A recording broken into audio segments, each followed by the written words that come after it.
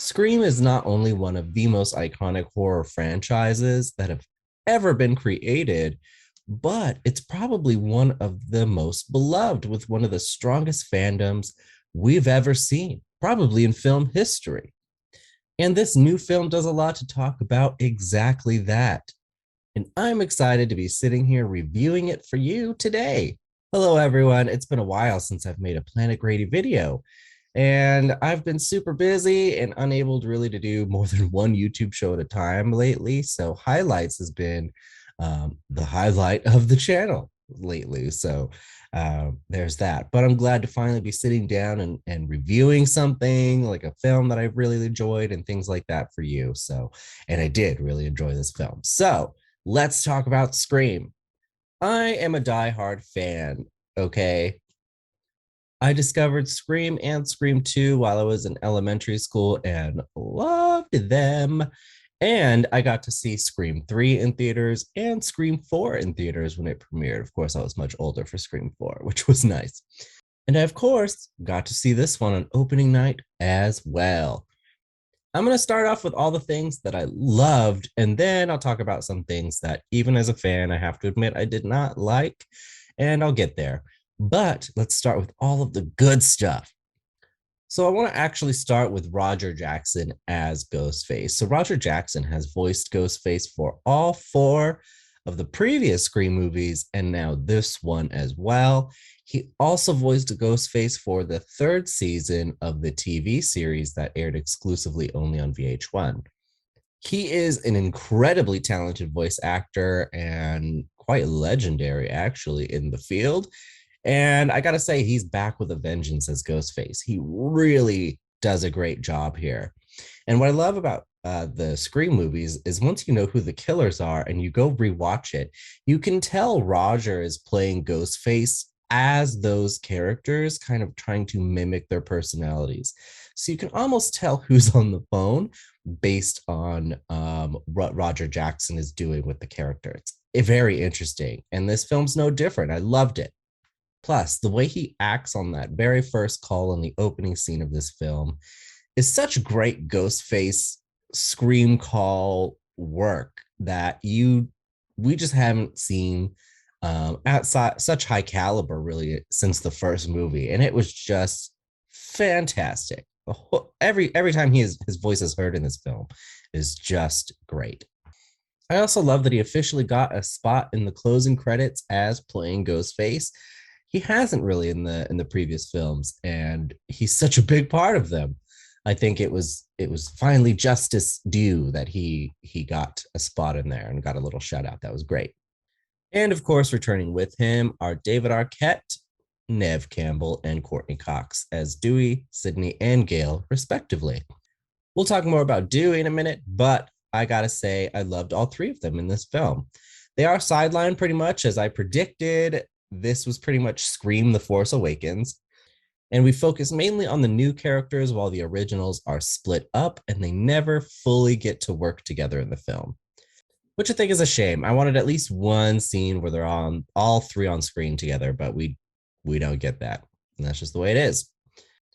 But the time each of them is given is not wasted, and they each slip right back into their characters, no problem. I thought it was great. And of course, there's the noobs, the new generation that we're killing this time around. And I have to say, there's not a bad performance with either one of them at all, either. All of the new actors in this film are fantastic and do a great job bringing their characters to life and making us as the audience fall in love with them, as a Scream movie should. Many of the problems of the other sequels in the Scream franchise is that we don't spend a lot of time with the new characters, and so we don't care enough about them when they get chopped off. But this one really course corrects that in a wonderful way. Throughout the film, there are also several callbacks to the original film. And while, yes, they are there for the nostalgia and for the reference, they're not too heavy-handed and they don't take too much away from what is new, which I think was actually very smart. A lot of requels just carbon copy the first one with new characters and some legacy ones. And Scream, as even in the film references itself as being a requel, doesn't make the same mistakes. This is very much a new Scream film. One of the biggest callbacks to the original involves actually bringing a character back from the dead from the first one in the form of Billy Loomis. And Skeet Ulrich got to return and film new scenes as Billy Loomis, which I'm sure he never saw coming. Not only that, but the way they de-aged him in this film is completely effortless. It's like he came out of 1996. It's fantastic. De-aging VFX in movies have been debated and questionable and things like that. And especially on a horror movie budget, while we've seen it, we've never quite seen it like this. And this was top notch. After a while, I started to have a little bit of a problem with it. We'll talk about that later. But ultimately, I thought this was great. And Skeet Ulrich got to return to Scream, which is so cool. The kills in this movie are also top notch. They're, as expected, amped up a little bit for the modern day, but they still feel very Scream. And they actually build a lot of suspense and really capture a vibe in them that we haven't really seen since the first one. The kill count is relatively small for a horror film, especially a slasher one in modern day standards, but we do leave with the same amount of characters, I believe, surviving as the original, not counting any of the legacy characters. It just feels like we didn't accomplish a lot in terms of killing, I guess. I don't know. Woodsboro also really shines in this film. My problem with Scream 4 was that they had shot it at a different location. And so it didn't really feel much like Woodsboro to me compared to the Santa Rosa version we got in the very original. And I'll say, they filmed this one in North Carolina, which may have been where Scream 4 filmed. I can't remember off the top of my head. But either way, it's still a different Woodsboro, but they do a good job in making it feel like the original one. I'm a small town person. I lived in towns kind of like Woodsboro. So I really appreciate this kind of aesthetic that they achieved. And finally, let's talk about Dewey. I had a whole video actually pre-filmed when they first dropped the trailer, where I broke down the trailer frame by frame and I pieced together my theories, which I thought would be very fun and very exciting, not only for me, but maybe for other fans. The problem was then once I realized that I was kind of onto something and I pieced together what I was pretty sure was the timeline of the film, including what happens to Dewey and who the killers are. We'll talk about that later. It was actually kind of devastating. And it kind of sucked me out of the fun a little bit as a Scream fan. And I probably should have known that. I just didn't realize just from the trailer that I would be able to piece together so much of it. I expected the marketing to be a little smarter. Again, I'm going to chat about that later. But it included figuring out what happened to Dewey. So I ultimately didn't post the video. I didn't want to do that to myself, and I didn't want to do it to the fans. But then, especially when they released the behind the scenes featurette, and it was obvious that Dewey was the only person who didn't film at the third act location, even for that segment, it became very obvious Dewey was not going to make it out of the first half of this film. He gets a very ceremonial Han Solo-esque death, and as expected, wraps up Act 2 and really provides the motivation going into Act 3, which is important. It was sad to see him go, but I liked the way he died. It wasn't a regular, just quick death. He knows the rules of these things. He knows the killer's wearing a bulletproof vest based on the way he shot him, or her, as we found out later. And so he wants to make sure that the killer is dead, which Sam says, "Who cares?" which I loved. And so did the audience, really. But Dewey, of course, just says, "I care." And the elevators close and he goes off to face his fate. And the reason he gets killed is because his phone goes off and it's Gail calling him, wondering where he went, which was also really sad. But I definitely think it was necessary. Part of what makes Scream 2, I think, such a great sequel is that they kind of killed Randy. Not kind of, not kind of, they did. But they were willing to give up a survivor to raise the stakes of the film, which the subsequent sequels don't do. It's only fresh meat that gets killed. at least for the most part. And any people that do survive the sequels, we don't ever see come back until one, this film, which is now Sheriff Judy, but she, of course, does not make it through this film either, which is kind of sad. But what made Scream 2 so great is they were willing to upset the fan base by killing Randy because they care about it. They care about that character. They've spent a lot of time with him. So losing him hurts. It invests them in the movie. And I think to relaunch the franchise, especially, this film really needed that. And Dewey's the logical choice. He even says in this film, he's been stabbed like 9 times. He has a severed nerve, a limp, and all kinds of things. He's barely made it out of these films every time. So if someone out of the 3 is going to go, it's probably going to be Dewey. And as expected, it is the very reason Courtney Cox and Neve Campbell team up once again at the end of the film to go take down the killers. So I loved this. I thought it was great overall. Rest in peace, Dewey. Which brings us to Stu's old house. I believe this is a replica of the old house, which is crazy because it looks so well done. I'm seeing a lot of people were surprised that it was the house because they do kind of a reveal that it's the house, but that was in the trailer also. So I knew that's where we were ending up. That's where everybody I thought knew where we were ending up. They had that huge shot of it in the trailer. I don't know how people missed that. But yes, we're at Stu's old house. The killer reveal I thought was also really well done. I knew who the killers were going into this, which makes me sad. But I thought the way they revealed was actually really good and really abrupt and aggressive for Scream, and a new kind of way of doing it that wasn't quite as sophisticated, especially the Amber character. I like that she just was tired of wearing the stupid thing and just started shooting people. I thought it was great. And while I knew he was a killer, I loved that Jack Quaid's character really kept you guessing throughout the film. Because he was just so good also at playing good, which was great. And the entire final act I thought was mostly well done. I thought it was really good. I love that we get, 2 final battles with 2 final girls, one in the kitchen, one in the living room. I did find it a little weird that Sam gets the upper hand because Billy kind of force ghost helps her find a knife. I don't know if I needed that. But again, this felt quintessential Scream to the end, and I loved it. I also love that now for fans, Scream 4 isn't what we go out on, which is good to know. Scream 4 took 11 years to make after Scream 3 because Scream 3 was so poorly received. So Scream 4 attempted to revitalize the franchise and didn't quite hit it. It was kind of a mixed bag. Some people really liked it. Some people really hated it. Some people were in the middle. Ultimately, it just wasn't executed well enough to do what it needed to do as a Scream film and revitalize the entire franchise. And so it took another 11 years for this one to be released. And I believe it's successfully done it. And I love that depending on how you look at it and depending on what happens going forward, this can be either a finale or a new beginning.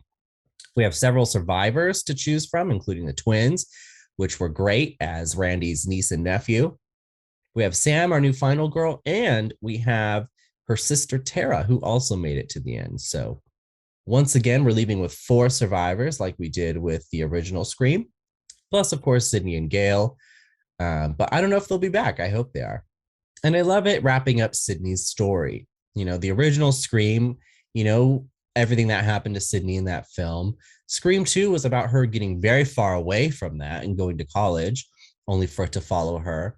Scream 3, it kind of, brings her back a little bit. She goes to Hollywood where they've recreated Woodsboro for a film.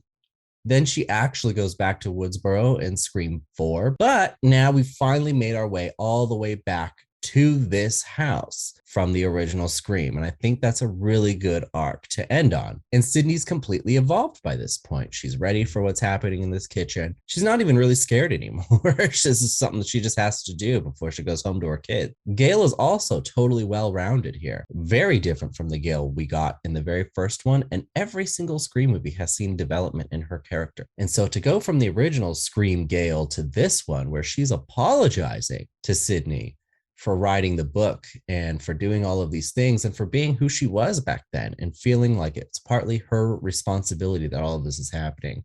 I thought that was such a good moment for Gail. I loved that whole conversation they had. It was brief, but I loved that it was there. That being said, this film has been really well reviewed, critics and fans alike so far. And it definitely made back their budget and then some already, and will probably make a little bit more before it's done. Meaning, I think it's extremely likely that we're getting Scream 6 and maybe more than that, which makes me nervous because I don't want to end on another bad note, by another awful sequel down the line. But I'm still excited for more Scream. Selfishly, I just kind of want them to make the films forever in the same continuity until everybody in real life is dead. Now, here's what I didn't quite love about this film that I think needed some work. Of all the Ghostface killers in the franchise, I thought these two had the shakiest plan. Essentially, the entire third act plan is contingent upon Tara forgetting her inhaler or losing her inhaler and knowing somehow that she'll demand the whole group go to Amber's house, which is having the party at Stu's, to go get one, which doesn't seem very concrete in my opinion. Also, they somehow know that in the process of doing this, Sidney and Gail will also find their way over there. And they never explain how they know Sidney and Gail are going to end up over there. And the reason they go is because Sidney plants a tracker on Richie's car, which, first of all, how would they know she would do that? And we don't get any indication from Jack Quaid that he knew Sidney put the tracker there. Also, when did Sidney put a tracker on the car? She just met them as they were walking out of the police station. She didn't even know who they were, but she managed to know what car was theirs and put a tracker on it, and supposedly did so without Gail knowing when she's been sitting with her the entire time since she showed up. So when did she put the tracker? I had a big problem with that. It was like a big plot hole to me. And the motives for the killers I thought were kind of weak. I appreciate the toxic fandom discussion because I think it's a big part of social media and a big attack on kind of everything creative right now across all fandoms. And so I appreciate that. I think it's relevant. However, I didn't feel like there was enough real world motive at all. And the previous films I thought always had a good Scream 4 was a little shaky to me also, but the other films I thought had a good balance of trendy motive and real world motive. Meaning, for example, the first one, they just wanted to make a scary movie. It was fun. It was something that Stu was giggling about and just something crazy to do, make their own movie, take notes on how to kill people, make their own scary movie, all that stuff. Interesting. And bringing it back to how horror movies inspire violence and all of these things. But that was coupled with the very real world motive that Billy wanted to kill Sidney's mom because of what she did or what he perceived her mom to do to his family, and revealed that whole backstory. And I felt like this film was missing something like that. It was for Amber, her parents bought Stu's house, and so she became a huge fan and became obsessed with the films. That's it. And for Richie, he's just a huge fan of the franchise, didn't like the last film they made, and met Amber on Reddit. And they discover somehow that Sam is Billy Loomis's daughter and decide she would be the perfect star of their new version of a film. And I thought that was kind of weak overall. I felt like it needed something more to really cement Sam as a final girl of this is who we're going with going forward. Also, there was no official reunion between our Legacy 3. And I feel like, we saw them work together in the previous films, yes, but it has been another 11 years since our last one. So maybe they should share one scene altogether. I was happy that we at least kind of get a scene with him and Sidney via that phone call, which was a longer segment than I thought it was going to be.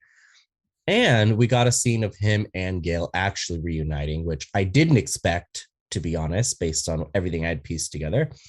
So surprised we actually got at least that and was happy we got it. but I just wanted a little more. But, you know, and the marketing. The marketing was great for this film. It got everybody talking on social media. It was very effective, but I think ultimately it revealed way too much, especially in the trailer. So when the trailer dropped, I was able to piece together as a diehard fan of these films based on outfit changes, all what people were wearing at one point of the trailer and at another point of the trailer, where everything took place in this film. And it turns out I was right. And as much as I love being right most of the time, this was a time I was hoping to be wrong so I could be surprised. And unfortunately, I was not. There also included a couple of frames in the trailer that revealed who the killers were. There's this shot of Amber having clearly a hard time outside, but later there's a shot of her on fire in the kitchen in front of Sidney. And I'm sorry, but I knew as a diehard fan, you do not struggle outside only to make it inside into a kitchen with Sidney Prescott and die a brutal, horrible death unless you are one of the killers. It just never goes any other way. So I knew Amber was a killer. Then they have a shot of Sam straight up stabbing Jack Quaid's character, Richie, which I knew they weren't going to give us another Emma Roberts, right? They weren't going to make her the killer. So I knew if our new final girl was stabbing one of her friends in this house, especially, it's only happening because he's one of the killers. Boom. So I knew, not only was I piecing together the entire timeline, but I knew who the killers were. And I was hoping that because the marketing had been so good and so smart, that these were fake outs and maybe even fake stuff that was shot, but I knew in my heart it wasn't. And it was very, very sad. And seeing the film confirmed it. It happened exactly as I expected, all that stuff. I think next time they do a Scream film, I'm just going to avoid all marketing completely so I don't play myself, I guess. But I do think they need to be more careful because I wasn't the only person who broke this down. That all being said, though, this film is fantastic. It is great. Like, it is a masterpiece, not only of a Scream film, but of a modern day horror film and a slasher. I think it was great. It made me very happy as a fan, not only of Scream, but of Wes Craven. And it's clear that everybody had a blast doing it. And I'm hoping that means they'll all come back again then. This film is a solid 9 out of 10 for me, for sure. I can't wait to watch it again, especially when it comes out on home video or Blu-ray or digital release. Nobody says home video anymore, I guess. I'm dating myself, just like Scream. I can't wait to binge watch this with the other ones over and over again. I'm so excited. Please go see this movie. And if you did, and if you loved it, let me know. Let's have a discussion about it. I want to talk about it. I want to do all of those fan things. So let me know. But those are my thoughts on Scream. And with that being said, of course, you can check out other trailer reactions and reviews and things that I do on this channel, other episodes of Planet Grady right here on PG Media. You can also check out my other show highlights if you're into drag queens and stuff. We have a Star Wars show coming out later this month and all kinds of other fun things right here on PG Media. So please don't miss out and hit subscribe today. And of course, thank you for watching, and I will see you next time.